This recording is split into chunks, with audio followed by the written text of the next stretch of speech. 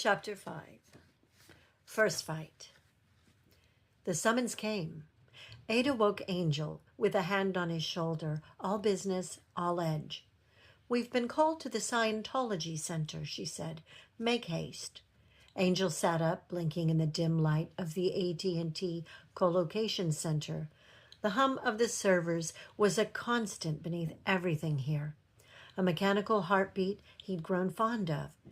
"The Scientology Center," he repeated. "Are we going as members?" "We are going through the sewers," Ada said, already moving toward the door. "And you might as well feed on the way." He pulled himself together and followed her into the underground tunnels. "I thought it would smell worse," Angel said. "They rerouted the sewage decades ago," Ada replied. "Now these tunnels are just empty, clean enough for us to pass through and hunt." The rats down there were plentiful, and he helped himself as he went, the small warm bodies yielding their blood quickly. It wasn't the kiss, it wasn't ecstasy, but it kept the hunger at a manageable distance, which was all he needed tonight.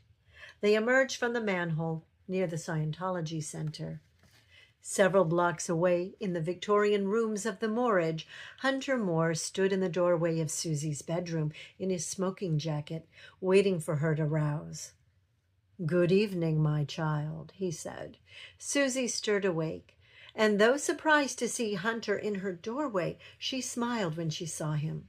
She always smiled when she saw him. "I thought we'd go out tonight," Hunter said, settling into the chair beside her bed. "There's a gathering at the Scientology Center, a meeting of sorts. I want you fed and presentable before we go." Susie was already sitting up, already attentive. "What kind of meeting?" "The kind where it's best to arrive well fed." He held out his wrist. "Come." She didn't hesitate. She never hesitated, a fact that might have troubled her if she'd stopped to think about it. Hunter's blood was more powerful and sustaining than human blood. With less, she could do more. She could easily warm her body, feign a heartbeat, and appear human enough to fool even some vampires. When Hunter gently withdrew his wrist and sealed the small wound with his tongue, she felt the warmth settle into something steady and sustaining. "There," he said, regarding her with satisfaction. "Now get dressed. We don't want to be late."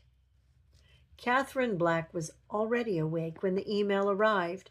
She'd been awake for some time. It was the only free time she could claim for herself. She read the summons once, closed the laptop, and began to dress. She did not feed before she left. She rarely fed when she didn't have to, and often pushed the limits of not having to. The Mountain View Scientology Center presented its usual face to the street. Clean signage, the faint suggestion of organized purpose. The building was fairly outdated. It was covered in wood shingles, and the windows had blackout curtains. It looked dark, deserted, and unwelcoming. Catherine, Ada, and Hunter knew the code to the electronic door and let themselves in. They stood in the lobby, 3 fledglings, strangers bound by blood and silence. Hunter murmured something to Ada. She nodded, gave Angel a look that might have been approval, and left. Hunter turned to the fledglings and said, "This way." He led them into the sanctuary, a room that bore the architecture of a chapel and the aesthetic of a conference center, as though it hadn't yet decided what it wanted to be. Past the rows of folding chairs, past the small altar at the front, Hunter pressed on a seam in the paneling behind the altar, and it popped open, revealing a door. He unlocked it, and they followed the stairs down. The basement room was plain, and deliberately so. Bare walls, concrete floor, a single overhead light that cast more shadow than it dispersed. The velvet curtain took up most of one wall. Hunter Moore turned to face them, and the warmth he carried so naturally in his expression remained, though he shifted to a more formal tone. Catherine noted that he was very good at transition. "Before we began," he said, "let's establish ourselves. State your name, your clan, and your sire." A brief silence.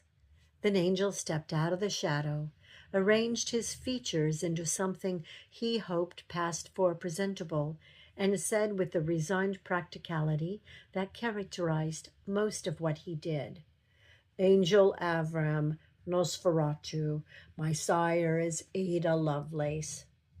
Susie glanced at Hunter with the small, involuntary smile she produced whenever he was in her immediate vicinity, and said, "Susie Kubert, Toreador, and Hunter Moore is my sire." The admiration in her voice was unmistakable. Catherine had been standing slightly apart from the others, arms crossed, her expression giving nothing away. When the moment came to her, she said, "I am Catherine Black. My clan is Ventrue." A pause, precise and intentional.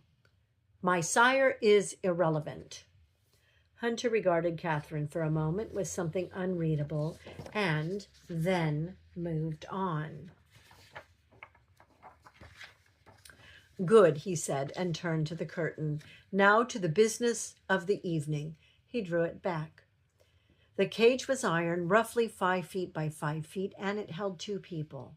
The woman, Doll, Hunter told them, was small and feral-looking. She'd been living on the margins for years, feeding on and dealing vampire blood where she could find it, and on at least 2 occasions had drained a vampire completely. While her clothes were worn and stained with the evidence of old violence, her complexion was young and radiant. Chuck was larger and uglier. He was a Sabbat revenant, a sort of ghoul-vampire hybrid bred by the Shamisi, an infiltrator and a spy. He was also, Hunter added, a cannibal. Both had been condemned by the Primogen Council. The judgment had been rendered the same for both: execution. Hunter turned the matter over to Catherine. Catherine uncrossed her arms.